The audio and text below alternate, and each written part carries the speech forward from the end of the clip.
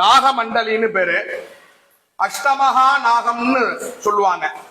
அனந்தன், வாசிகி, தக்ஷன், கார்கோடகன், புலிகன், சங்கபாலன், பத்மன், மகாபத்மன், அஷ்டமகா நாகம்.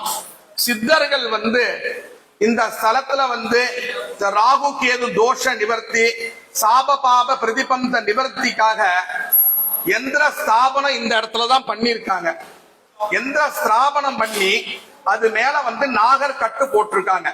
அந்த சக்தி, அந்த தோஷத்தெல்லாம் நிவர்த்தி பண்ணதுக்கு உண்டான அந்த சக்தி இந்த இடத்துலதான், அந்த கேலக்சி பவர்னு சொல்லுவோமோன்னா அந்த சக்தி இந்த இடத்துலதான் இருக்கு. இதுக்குள்ள அந்த எந்திரம் இருக்கு. அந்த எந்திரத்தை வச்சு மேல நாகமண்டலி அந்த கட்டு போட்டிருக்காங்க. ரொம்ப விசேஷமான இடம். இந்த ஸ்தலத்துல சுவாமி, அம்பாள், ராகு கேது எவ்வளவு ஒரு முக்கியமோ அதே மாதிரி இந்த அஷ்டமகா நாகம் இந்த இடம் முக்கியம். ரொம்ப விசேஷமான சன்னதி. நல்லா பிரார்த்தனை பண்ணீங்க. சர்வஸ்யாப்தி சர்வசித்தி சர்வமேவ தேனாப்னோரி சர்வம்